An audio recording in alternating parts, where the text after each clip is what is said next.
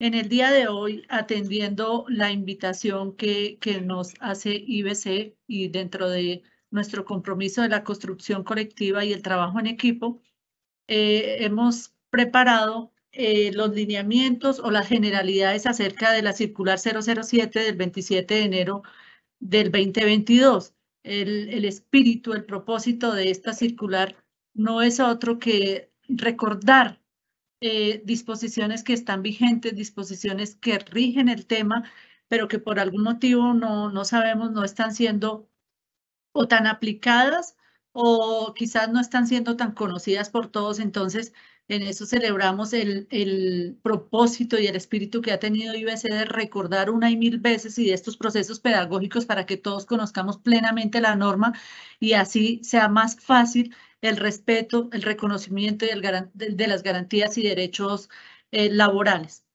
La circular 007 tiene como propósito recoger, recordar esa disposición o esas disposiciones legales que rigen la protección de los derechos, garantías y disposiciones pues para la protección de derechos de los trabajadores domésticos. En el día de hoy, entonces, vamos a hablar de esas generalidades de la circular 07, hablar de las generalidades y aspectos normativos y legales que protegen este derecho a estos trabajadores tan importantes para todos nosotros y constituyen un fundamento esencial del soporte de la economía y del trabajo de todos nosotros, porque gracias a ese trabajo todos los demás podemos cumplir nuestros roles profesionales, personales y familiares.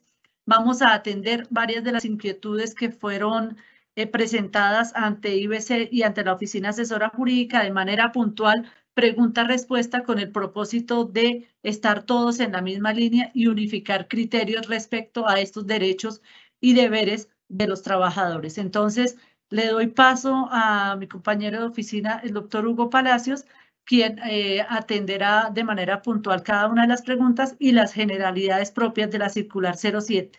En el marco de lo manifestado por la doctora Amanda, es contextualizar la temática que se va a presentar el día de hoy, que guarda estrecha relación con la circular 007 del 2022, expedida por el Ministerio del Trabajo, en el cual se plantearon características muy generales, pero que deben ser tenidas en cuenta dentro de la relación laboral que surge con los empleados domésticos, a fin de garantizar de esta manera el reconocimiento de sus derechos, de sus garantías, pero también hacemos un llamado a que por parte de los empleados se reconozca cuáles son sus deberes que surgen en virtud de ese vínculo laboral. Entonces, básicamente la circular se enmarca en varios aspectos. Entre ellos, planteamos cuáles son las características de esa relación, en el cual, en el marco de la definición de trabajo doméstico, pues se define en virtud al lugar donde se desarrolla el trabajo, el cual es el hogar. Con la dinámica actual, la mayoría o un gran número de las familias colombianas acude a vincular personas bajo esta figura del contrato laboral a efectos de recibir ese apoyo en las labores diarias que no pueden ser cubiertas por los miembros del hogar. Entonces, básicamente, este vínculo surge en virtud de la definición del lugar donde se lleva a cabo esta actividad. Tenemos nosotros claro que el trabajo doméstico es un pilar fundamental en el sostenimiento de la economía, tanto del país como del hogar, ya que el trabajador doméstico permite o es el apoyo y soporte de personas que hacen parte de muchos otros medios productivos del país. Entonces, en aquellos hogares donde papá y mamá no disponen de mucho tiempo para adelantar las labores propias del hogar, el trabajo doméstico representa una gran alternativa para que marche de debida manera todo en casa. Queremos manifestar que la circular 007 consagra directrices claras del trabajo doméstico, no tiene referencia a algún tipo de novedad normativa, Sin embargo, sí, a través de ella se buscaba reconocer la importante contribución social y económica de esta labor y así hacer un exhorto a todos los que hacen parte de este vínculo para que se cumpla con todas estas garantías, derechos y deberes de los cuales deben gozar los empleados domésticos. En el marco de la circular 007 planteamos también, y con el único propósito de mostrar también que en el nacimiento de este vínculo laboral hay unas obligaciones para quienes desempeñan el trabajo, entonces también incluimos las obligaciones de los trabajadores, entre las que resaltamos pues que deben cumplir cabalmente con sus obligaciones laborales. De ahí la importancia de que este vínculo de las trabajadoras domésticas y trabajadores domésticos no sea un vínculo tan a la ligera, no se enmarque dentro de un alto grado de informalidad, sino que en beneficio de las dos partes, tanto de quien recibe el trabajo como del trabajador, se pueda formalizar este vínculo a través de un contrato de trabajo. Cuando la norma prevé que el contrato también puede ser verbal, lo ideal es que llevemos a garantizar un contrato donde estén claramente definidas las obligaciones laborales. De hecho, en virtud de esas obligaciones laborales es que estaríamos en el marco de esta obligación donde le asiste al trabajador la obligación de cumplir cabalmente con todas estas obligaciones que se han pactado. También tiene un gran deber de confidencialidad en todos aquellos asuntos que puedan constituir hechos reservados o privados del empleador, en virtud de que el trabajo se desarrolla en el hogar, pues en el hogar es donde se llevan a cabo o se ventilan muchas temáticas y se salen muchas situaciones que debe el trabajador, en el marco de que hace parte de esa burbuja del hogar, tener ese deber y esa obligación de confidencialidad respecto a todos aquellos asuntos que puedan constituir hechos reservados o privados. Y allí podríamos de pronto hasta entrar a discutir sobre hechos diferentes que puedan constituir conductas punibles, donde ya se enmarcaría dentro de otra situación diferente, pero en principio hay un deber de confidencialidad de aquellos empleados o trabajadores. ¿Cuáles son los deberes en el marco general y que resaltamos en la circular 007 que deben cumplir los empleadores? Deben afiliar al sistema de seguridad social integral, teniendo en cuenta la vinculación a los sistemas de salud, pensiones, riesgos laborales y subsidio familiar.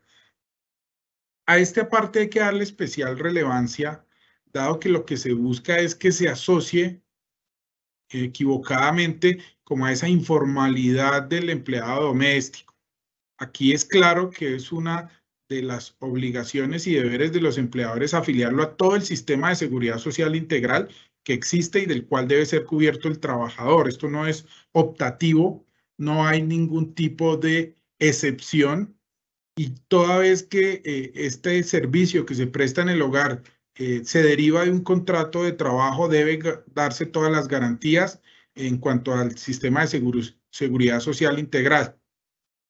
También es claro que le asisten al trabajador todas las otras prestaciones relacionadas, por ejemplo, con el auxilio de cesantías que planteamos en alguna charla previa que se realizó. Todo este auxilio de cesantías, los intereses de cesantías, el derecho al disfrute de vacaciones, auxilio de transporte en caso de ser procedente, calzado y vestido de labor.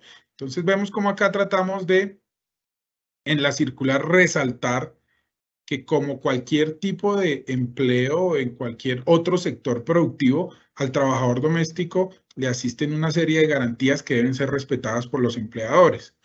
Garantía y reconocimiento del pago de prima de servicios, que corresponderá a 30 días de salario por año, el cual se reconocerá en dos pagos. El primer pago a mitad del la mitad del salario, decimos que son 30 días por todo el año, entonces lo dividimos en dos pagos. El primer pago equivalente a la mitad del salario al 30 de junio y la otra a más tardar los 20 primeros días de diciembre.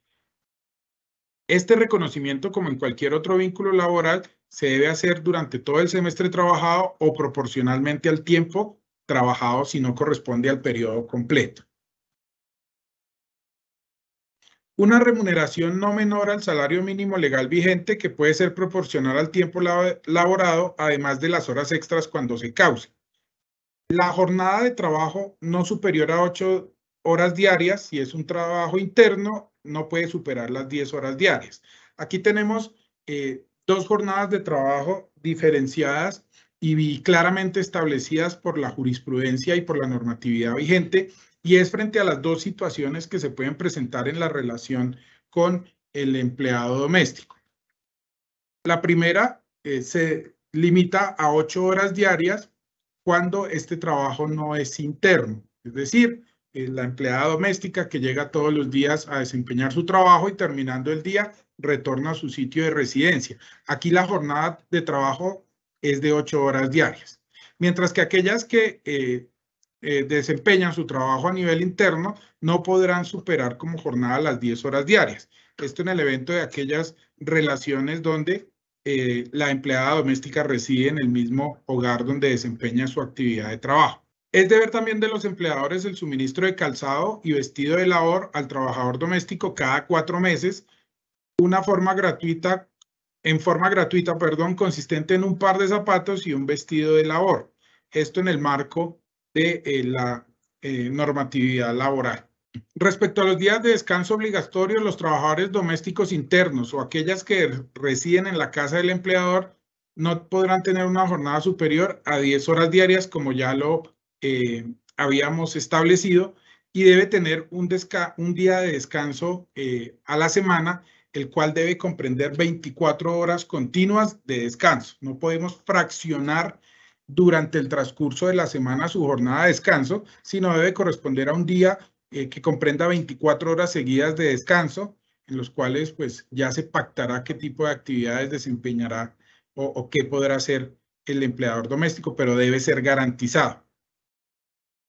En los casos de los trabajadores domésticos externos por días, la jornada ordinaria de trabajo es la que convengan las partes, o a falta de convenio, la máxima establecida por la ley, que es 8 horas al día y 48 horas a la semana. Ahora bien, este es el contenido básico de la circular que se profirió por parte del Ministerio del Trabajo en este año 2022. Como ven, como les planteábamos al inicio, es una circular que comprende temas muy generales, pero que se enmarca dentro de aquellos derechos, deberes y garantías laborales de los trabajadores domésticos. Ahora bien, en el marco de la invitación que nos hacen a la Oficina Asesora Jurídica para atender este espacio virtual, se nos plantearon algunas dudas o inquietudes que son muy generales en cuanto al servicio doméstico, y vamos a empezar a revisarlas y a plantear las alternativas de solución que desde la Oficina Asesora Jurídica se plantea. Entonces, por ejemplo, tenemos una duda relacionada con, y la voy a leer textualmente porque allí hay varios puntos interesantes a tener en cuenta, y es: ¿puedo obligarlo a trabajar las 10 horas de jornada máxima sin que me represente un pago extra por el servicio doméstico? Aquí tendríamos que retomar esas dos jornadas diferenciales que ya planteamos, y es en virtud de si es una persona interna o externa. En el caso de las personas externas, está claramente establecido que su jornada diaria máxima es de 8 horas diarias. Entonces, si fuera en el marco de esta relación donde es un trabajador externo, pues estas 10 horas incluirían 2 horas de trabajo complementario que han de ser reconocidas en su salario mensual. Y nosotros también desde la Oficina Asesora Jurídica, al leer la pregunta, cuestionábamos un poco de alguna manera ese tema y el significado de esa palabra obligar. Acá más que obligar, y lo hablábamos cuando se planteábamos de hacer un contrato claro con todas las obligaciones, allí debe estar claramente establecida su jornada. En virtud de que no lo haya, pues esto lo suple la norma, y para los externos su jornada máxima sería de 8 horas, No implicaría que por un acuerdo entre las partes se pueda ir más allá, pero generaría el reconocimiento de estas horas complementarias de trabajo. Ahora bien, en el caso de ser un trabajador interno, vemos cómo ya la jurisprudencia ha estimado que incluso debe o su jornada está contemplada hasta 10 horas, aclarando pues que la jornada máxima está contemplada en el Código Sustantivo del Trabajo en el artículo 161, pero que por expresa disposición del literal B del artículo 162, los trabajadores del servicio doméstico estaban exentos de esa jornada de las 8 horas diarias. ¿Cómo se zanjó o se determinó esa jornada máxima para aquellos empleados que están internos? Lo hizo la Corte Constitucional a través de sentencia C-372 de 1998, donde fijó un límite para la jornada considerada en las 10 horas. Entonces, allí tendríamos estas dos diferencias. Todo lo que exceda esa jornada máxima ha de ser reconocida al empleado como tiempo complementario. ¿Por qué hacíamos referencia a esta sentencia? Porque la sentencia tiene partes muy interesantes donde establece esta jornada para los trabajadores internos y donde establece también que todo el tiempo que exceda esta jornada laboral se convierte en trabajo suplementario y debemos tener claridad que todo este trabajo suplementario ha de ser reconocido por el empleado. Entonces, redondeando la respuesta a esa pregunta, pues allí está claramente establecido las dos diferencias de jornada, la posibilidad de reconocer un trabajo suplementario, pero hacemos la observación de que más allá de obligar, es que en el marco del contrato debe establecerse todos los aspectos, salario y entre ellos la jornada y las obligaciones, y eso permitirá que esos vínculos se adelanten y el contrato se ejecute en el marco del derecho y de la mejor manera entre las partes. Por lo general, estos sistemas de gestión de seguridad y salud en el trabajo son para aquellos escenarios productivos donde se requiere y donde el número de empleados es significativo. Por lo general, en el vínculo con el empleado doméstico es un vínculo entre la persona natural, el jefe del hogar y su empleado. Entonces, más allá de tener constituido al interior del hogar todo un sistema de gestión y seguridad y salud en el trabajo, lo que sí debe hacer el empleador es proteger la seguridad y salud de los trabajadores independientemente de la actividad que desarrollen, acorde con lo establecido pues, en la normatividad vigente. Por lo cual es importante tener al interior del hogar igual una prevención respecto a las actividades que desarrolla el trabajador doméstico. Allí también se está expuesta a una serie de situaciones que deben ser tenidas en cuenta a efectos de minimizar el riesgo. Sin embargo, vemos cómo hay una obligación de que esté cubierto por riesgos laborales y allí se deberá cubrir todos estos tipos de situaciones que puedan darse. Pero en el marco del trabajo doméstico sí debemos prever si va a desarrollar actividades de limpieza exterior. Hay que ser muy precavida con la forma, no de pronto a nuestra empleada doméstica armarle un andamio y ponerla a limpiar una fachada, lo cual generaría un riesgo y unas capacidades que de pronto no están en el marco del vínculo. Entonces, todo esto hay que irlo delimitando como persona natural que suscribe un contrato con la trabajadora doméstica. Nos preguntan también por el tema de la pensión de vejez. En virtud de que esto es un vínculo laboral regido por las normas vigentes y como indicamos que una de las garantías laborales de sus trabajadores es que el empleador les reconozca y les afilia a todo el entorno de prestaciones, claramente sí están cubiertos con el cumplimiento de la normatividad vigente de los artículos 22 y 161 de la Ley 100, cumplir los requisitos para acceder a su pensión, pero sí es obligación de que el empleador le vincule y coticen a estos factores prestacionales o a todas estas connotaciones, por lo tanto sí le aplicaría la pensión de vejez. A ver, miramos. Hay una pregunta interesante relacionada o dice la pregunta lo siguiente: por fallecimiento del empleador doméstico, ¿los familiares o herederos están obligados a pagar indemnización por despido injusto? ¿Cuál es la norma?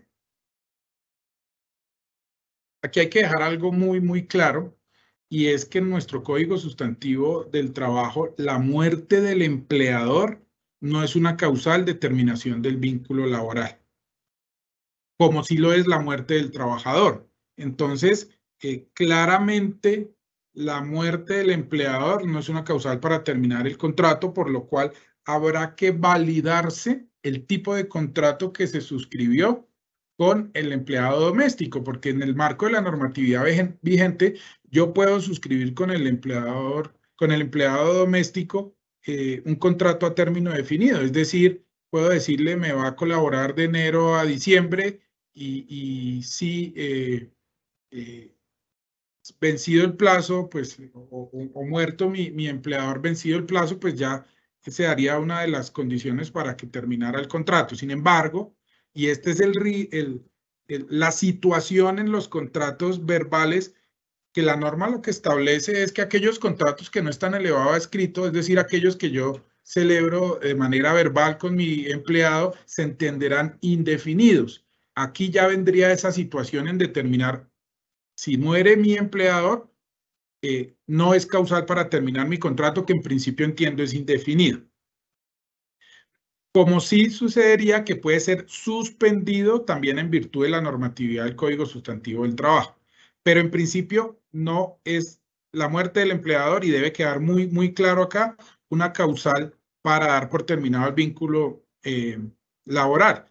¿Qué sucede? Ocurrida la muerte del empleador, las personas destinadas por ley para sucederlo, sus herederos, deben asumir el pasivo derivado de las obligaciones laborales y deberán pagar los salarios, prestaciones sociales que el causante de la sucesión adeude.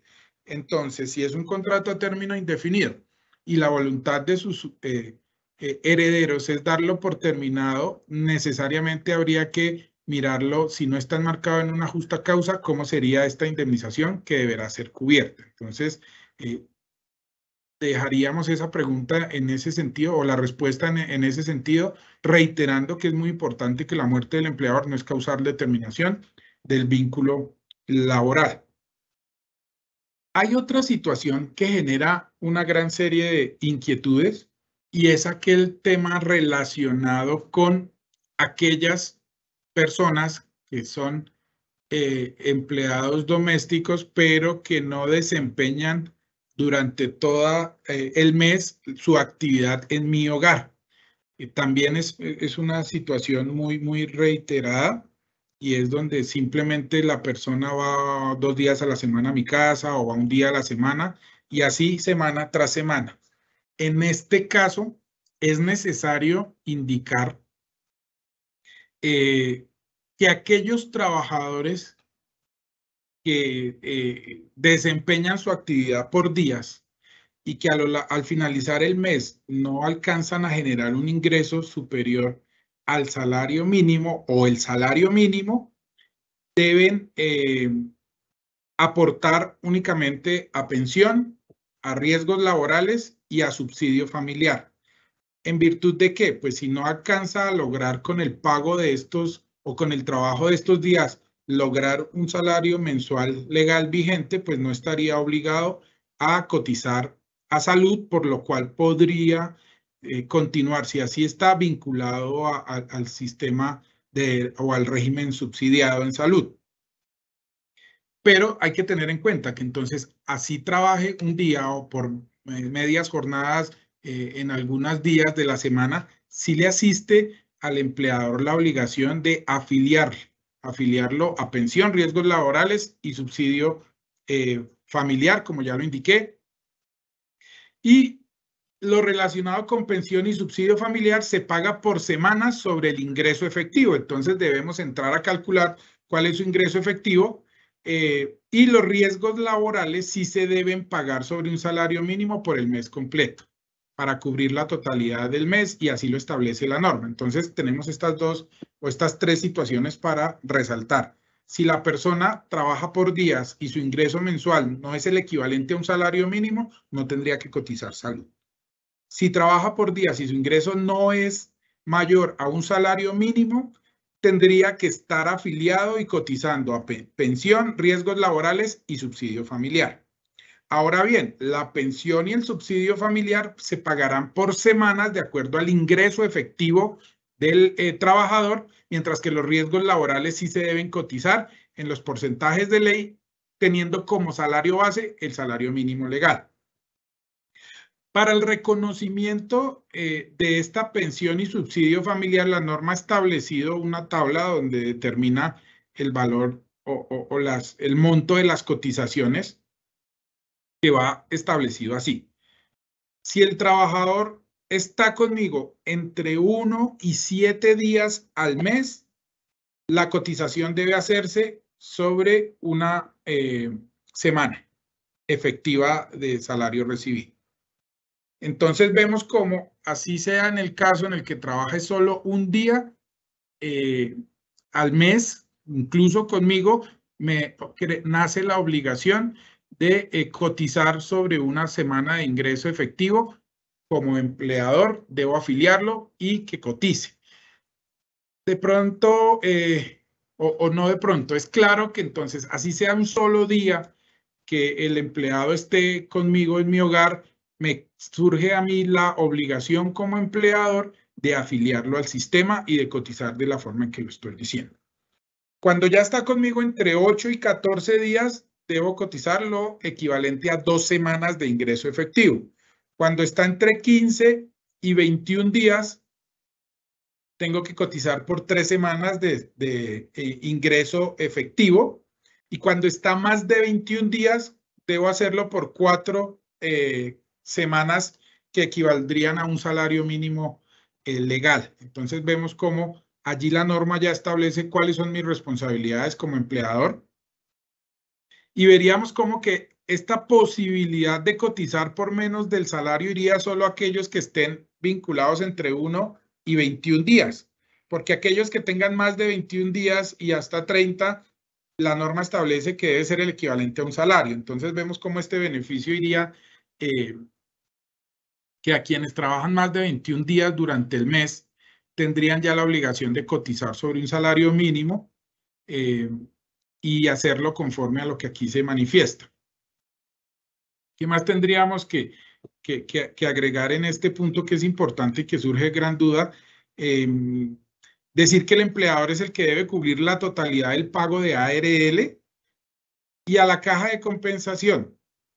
O sea, el empleador debe cubrir la totalidad del aporte en estos dos ítems. El pago ARL, que como le indicamos en cualquier caso debe hacerse con salario base de un salario mínimo, y la caja de compensación, que sí se hará conforme a la tabla que manifesté, de acuerdo a los días trabajados, la semana efectiva de ingreso.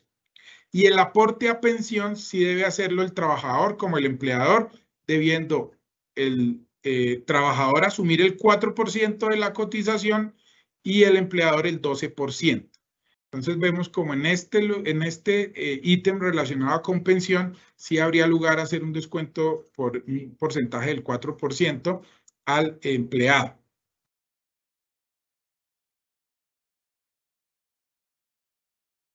Entonces, por ejemplo, tenemos reiteradas preguntas donde dicen, por ejemplo, ¿tengo que pagarle caja de compensación así solo trabaje 4 días al mes? Ya vimos en virtud de la tabla que de 1 a 7 días tendría que hacerse teniendo como salario base de cotización una semana de salario. Hay preguntas muy generales. ¿Cuáles son los derechos que debe tener el trabajador doméstico? En principio, y como lo indicamos al inicio, el vínculo que surge con el trabajador doméstico está arreglado por el contrato de trabajo y las normas relacionadas al Código Sustantivo del Trabajo y demás normas que regulan los vínculos laborales. Entonces, los derechos que tiene el trabajador doméstico están inmersos en la normatividad vigente y son los que establecemos en la circular. Entonces, toda esa afiliación a pensión, a ARL, a subsidio familiar y también al reconocimiento no solo del salario, sino de todos estos factores prestacionales que deben reconocerse, cesantías, intereses de cesantías, prima de servicios y vacaciones, entre otras. Entonces, en materia o de manera muy general, no es un régimen excepcional el del trabajador doméstico, salvo aquellos casos en los que la norma le ha ido reconociendo la posibilidad de que aquellos que trabajan por días igual tengan la protección y las garantías laborales. ¿Qué sucede? ¿Qué pasa si durante una semana el empleado trabaja en varios hogares? Cada empleador está obligado a cotizar, a afiliarlo. Eso sí, ya en esos casos debe tenerse uniformidad en cuanto al fondo de pensiones y a la caja de compensación a la que se afilie. Ya no sería voluntad de cada empleador a donde quiera afiliarlo, porque pues es el trabajador el beneficiario final. Entonces, él deberá indicar a cada uno de sus empleadores a qué fondo está vinculado para que sea ese fondo donde el empleador, conforme a la tabla y con los valores allí estimados, hagan las correspondientes afiliaciones y pagos. Hay una pregunta y ¿es lícito, ya que estamos hablando todo este tema de estos factores de prestaciones sociales, es lícito pagarle vacaciones compensadas en dinero a las trabajadoras domésticas? En esto sí hay que ser muy claro que las vacaciones están concebidas como un periodo de descanso remunerado. Esa es la regla general. Y lo que se busca es el bienestar del trabajador para que también tenga un tiempo de descanso. Entonces, en principio, las vacaciones como están establecidas en el Código Sustantivo de Trabajo corresponden a un descanso remunerado donde debe darse prioridad a ese descanso remunerado. ¿Qué sucede? Hay situaciones en las que la norma permite reconocer esas vacaciones en dinero y es cuando el periodo a liquidar, es decir, el vínculo laboral no fue más allá del año completo y se hace una liquidación por el tiempo parcial del reconocimiento de estas vacaciones. Es decir, el contrato de trabajo terminó y no había disfrutado mis vacaciones por no haber cumplido el año o de pronto por haberlas aplazado un poco en el tiempo, porque tampoco se trata de que exactamente, porque no lo establece la norma, que si yo ayer cumplí un año de trabajo y obligatoriamente debo salir a mi descanso remunerado. Se crea mi derecho al disfrute de las vacaciones, el cual yo puedo también como trabajador llegar a un acuerdo con mi empleador para disfrutarlas en el momento en que para mí sea más provechoso. Si yo soy empleado doméstico, pero tengo en mi hogar hijos pequeños en etapa escolar, pues yo trataría de que mis vacaciones coincidan con las vacaciones de mis hijos para poder hacer todo este disfrute que la norma establece. Entonces, en principio, se podría pagar vacaciones cuando estas no han sido disfrutadas y pues el vínculo ha terminado. En principio, las vacaciones están concebidas para que sea un descanso remunerado. Bueno, acá hay otras en la misma vía de lo que ya hemos manifestado. Dice, si mi empleada solo trabaja 4 días al mes, ¿cuál es el contrato que debería darle? ¿A cuánto tiempo? ¿Puedo liquidarla cada vez que preste el servicio en mi casa? Por cada día de trabajo, que son 4 días, ¿debo hacerle un contrato y liquidárselo ahí mismo con todas las prestaciones? Vemos cómo para el tema de los trabajadores domésticos es viable que yo le haga un contrato por un año, solo que en la forma en que va a prestar el servicio en mi hogar, yo puedo determinar la frecuencia. Entonces, fácilmente yo puedo suscribir un contrato con un trabajador por un año, por 2 años, o hacerlo indefinido, donde simplemente determino cuál va a ser la frecuencia. Va a ir un día a la semana, si ya tengo determinado cuál es día, si lo dejo algún tema de pacto, dependiendo de las necesidades. Entonces, no hay un contrato o cuál es el contrato, es simplemente suscribirlo y allí en ese contrato, en virtud de la normatividad vigente, pactar todos estos aspectos. Lo que sí se debe tener en cuenta es esa obligación que le asiste al empleado de afiliarlo y de cotizar. completo si es un vínculo permanente y que equivale a un salario mínimo o más, o a la liquidación por días conforme a lo que ya manifestamos. Al trabajador doméstico se le debe asignar la dotación como lo plantea el Código Sustantivo de Trabajo. Sí, tiene derecho, conforme al artículo 230 del Código Sustantivo del Trabajo, tienen derecho a esta prestación el trabajador que venga hasta 2 salarios mínimos mensuales y que haya trabajado por lo menos 3 meses al servicio del empleador antes de la fecha de entrega.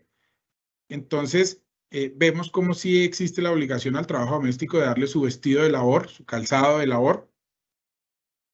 Cuando una trabajadora por días se incapacita, el empleador ¿cómo recobra el valor de la incapacidad o no le corresponde?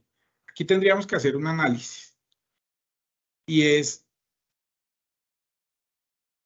¿cuántos días al final del ejercicio mensual está trabajando mi empleada, independientemente si es conmigo o no? ¿Por qué? Porque como ya lo mencionamos al inicio, si durante el mes completo la empleada que trabaja por días en varios hogares no logra recibir un ingreso siquiera correspondiente o equivalente al salario mínimo mensual legal vigente, no tendría la obligación de estar afiliada al régimen contributivo en salud. ¿A qué me llevaría no estar afiliada al régimen contributivo en salud? Pues que no tengo la posibilidad del reconocimiento de las incapacidades, incluso de la licencia de maternidad. Entonces, todo eso debo verificarlo. El tema es que, pues, si hay algunos días en los que no asiste, la idea es poder agendar en virtud del contrato, todo estar en el marco del contrato, si estos días pueden ser cubiertos en otra frecuencia o en otra fecha o dependiendo la frecuencia de lo mismo y así poderlos cumplir de acuerdo al marco del contrato. Si establece que son 10 días al mes, trabajarán los 10 días. Entonces, pero es tener en cuenta esto, que si el trabajador no está llegando a ese punto del ingreso correspondiente al salario mínimo, no tendría la obligación de estar en el régimen contributivo en salud y por lo tanto no le aplicaría el reconocimiento de incapacidades. El empleador debe otorgar tapabocas y demás elementos como gel para evitar el contagio del COVID. Tenemos claro que en el marco de la emergencia sanitaria decretada con ocasión de la pandemia, se han generado una serie de protocolos de bioseguridad que son de obligatorio cumplimiento independientemente del vínculo o la relación. Entonces, necesariamente al interior del hogar que va a desempeñar mis trabajos, sí se debería aplicar estos protocolos, otorgar el uso de elementos de protección, tapabocas, el gel, la frecuencia en el lavado de manos, en fin. Como se trata de un tema de salud pública y que está establecido sin excepción alguna, deben, dentro del marco de esos protocolos, darse aplicación estricta a los mismos. Plantean que cuáles serían las medidas preventivas higiénicas, las establecidas en el protocolo.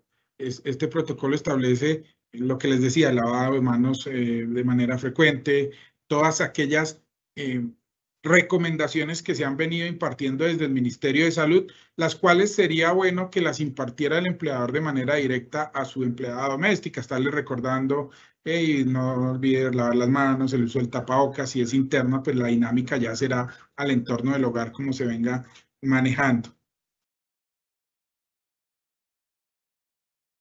Dentro de las dudas que nos planteaban, también indicaban que si podemos suministrar formatos de contrato para empleadas del servicio doméstico y mayordomos en casa finca.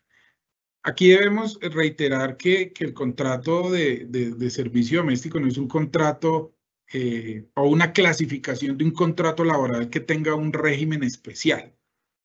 En la circular, sí, es más, si en la circular revisamos la normatividad es aplicable a todos los trabajadores, salvo aquellos temas de garantía respecto a las trabajadoras del servicio doméstico por día, pero esto ya más es un tema de reconocimiento a sus garantías laborales que la concepción misma del contrato. Entonces, en virtud de ello, es atarse en la redacción del mismo al contenido de la normatividad vigente, Código Sustantivo del Trabajo, donde se puede establecer en principio, aspectos tan generales como la duración del contrato, que creo que es vital, la frecuencia, si no es por la totalidad del mes o de tiempo completo, la jornada diaria, teniendo en cuenta los topes máximos establecidos dependiendo si es interno o externo, y todos estos aspectos, obligaciones puntuales, es decir, si se tiene algún tipo de obligación adicional de servicio doméstico y que se enmarque dentro del trabajo del servicio doméstico. Entonces, todo esto es lo que se debería entrar a protocolizar a través del contrato escrito, haciendo de nuevo hincapié en que conforme a la normatividad vigente, aplicaría la existencia del contrato verbal, el cual ya se iría a todas las presunciones legales, entre ellos se entendería indefinido. Entonces, por eso es bueno, sí, que se legalice ese contrato, que el empleador cumpla con sus obligaciones que ya planteamos allí, el reconocimiento no solo de un pago por el trabajo, sino todos estos factores prestacionales y afiliaciones para que se disminuya a futuro, primero, la vulneración de los derechos y garantías de los trabajadores, pero seguramente en caso de inconsistencias más adelante, incluso el patrimonio del empleador, seguramente si incumple la normatividad vigente, recibir algún tipo de condena que lo lleve a indemnizar y hacer los pagos que no se hicieron en su momento. ¿Cómo se debe liquidar la seguridad social de una persona que trabaja 2 veces por semana? Como les indiqué, allí está, si trabaja entre 1 y 7 debe hacerse por una semana efectivo y así conforme a lo que ya manifestamos que está en la norma, que no es un tema objeto de interpretación, es muy claro. Entonces, básicamente es así conforme a lo que se indicó.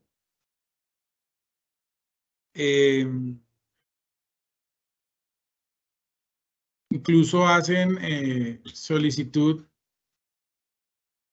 Bueno, estas son otras preguntas, ¿cierto? Listo, entonces tenemos algunas otras inquietudes, por ejemplo, relacionadas con, estamos tratando de agotar la mayor cantidad, sin embargo, pues, como les decía, el soporte no da lugar a ningún tipo de interpretación, la norma es muy clara. A una empleada interna se le paga el subsidio de transporte.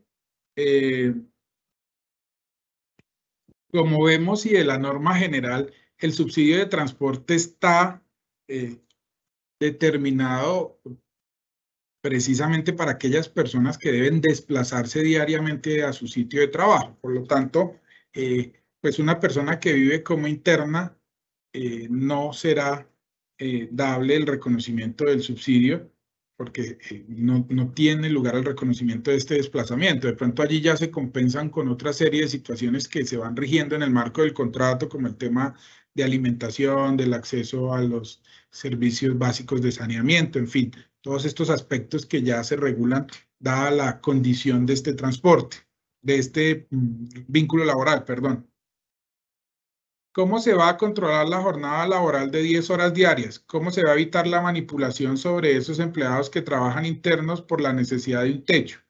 ¿Cómo controlar que esos empleados no serán esclavizados modernamente y solo es los procesos laborales que salen a relucir estas situaciones?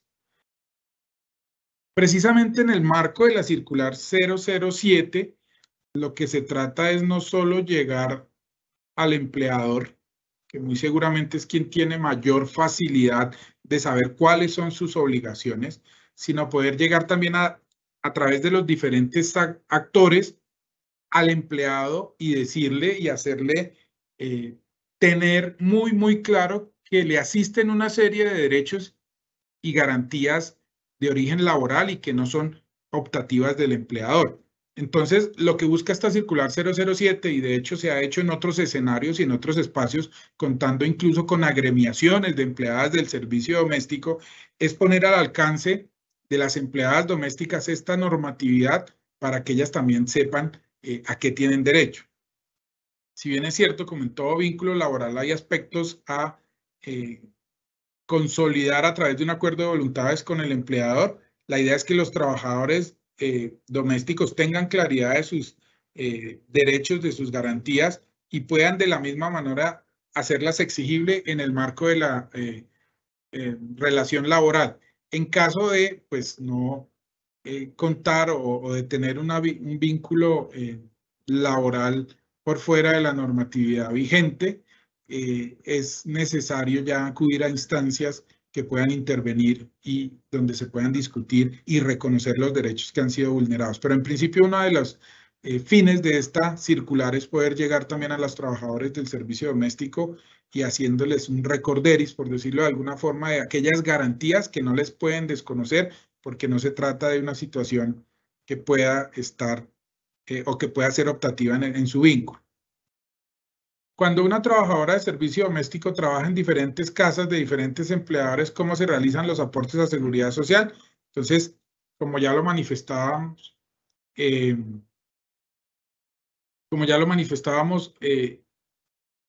en principio, cuando es por días, hay una obligación individual de cada empleador de afiliarlas y cotizar conforme a la tabla establecida. Lo que sí allí se debe recomendar es tener plena certeza de aquellos fondos y caja de compensación familiar a la cual está afiliada la trabajadora para no hacer una multiafiliación en caso de que a veces lo permitan por errores del sistema o corresponder a pagos que no le asisten al fondo. Entonces, básicamente es eso, pero sí cada empleador de manera individual debe hacer. ¿Cómo se tiene establecido el manejo de la alimentación que recibe o se suministra al trabajador?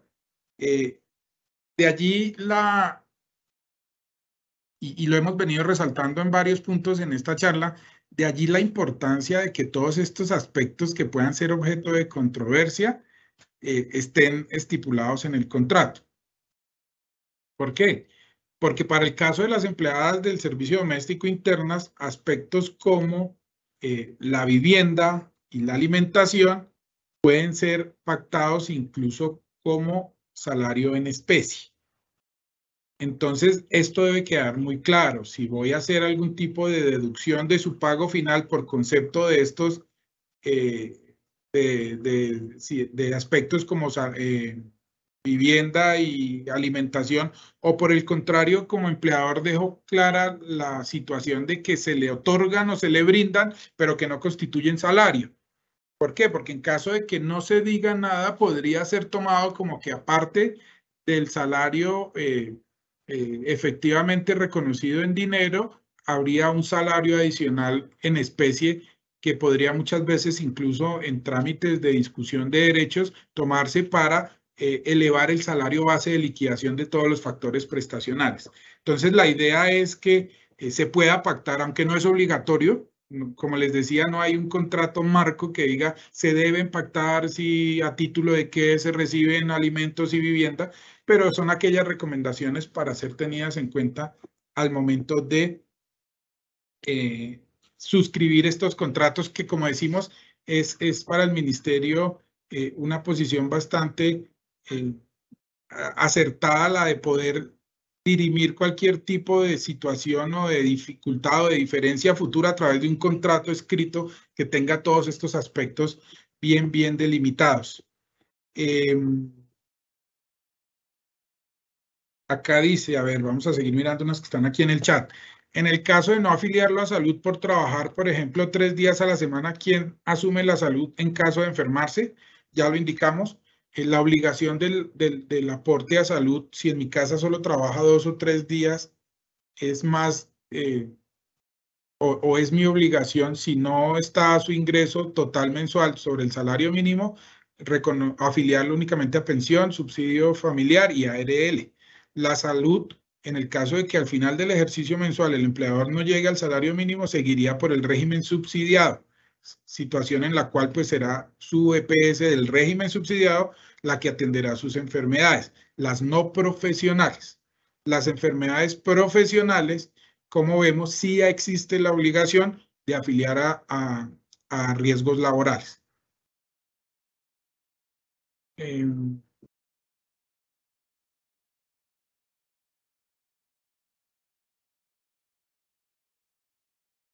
A ver. O sea, ahí surgen otra serie de situaciones que están todas muy encadenadas a lo que ya hemos nosotros manifestado acá y pues pronunciarnos sobre esto nos llevaría incluso a ser reiterativos y nos podemos tornar ya monótonos. Entonces, yo creería que en este estado podríamos dar por terminadas de la Oficina Asesora Jurídica la presentación de nuestra circular, no sin antes mencionar que nos place y nos alegra mucho tener estos espacios en los que podemos tratar temas que son del diario vivir y que pueden llevar a solucionar muchas interrogantes que hay de manera muy general. Muchas gracias. Muchas gracias, doctor Hugo. Agradeciendo igualmente a la doctora Amanda Pardo, desde la Oficina Asesora Jurídica, por esta conferencia sobre derechos, deberes y garantías de los trabajadores del servicio doméstico. Desde la Dirección de Inspección, Vigilancia y Control y Gestión Territorial del Ministerio del Trabajo, agradecemos a los conferencistas y a todos los asistentes por esta participación y esperamos pues, se hayan aclarado las dudas antes y durante y que tuvieron en la conferencia.